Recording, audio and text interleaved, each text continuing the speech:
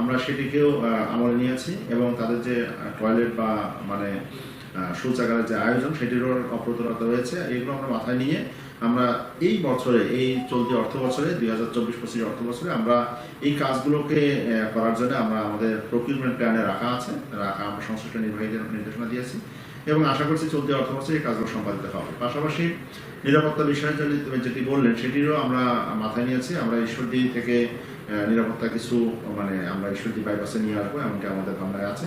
সেটি পুলিশি নিরাপত্তা এবং আরএনবি নিরাপত্তা।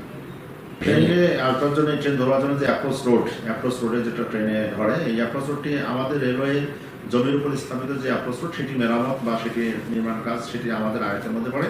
আমরা সেই রাস্তাটিকে সম্প্রসারণ করার চেষ্টা নেব। আর আমাদের বাইরে যে রাস্তাটি আছে সেটি বিষয়ে আমরা সংশ্লিষ্ট মেরামতকারী দপ্তর এলজিডি বা রোডস এন্ড হাইওয়েজ তাদের সাথে কমিউনিকেট করবো, যাতে করে এগুলো যাত্রী চাহিদার সাথে সঙ্গতিপূর্ণ ওয়াইডেন হয়।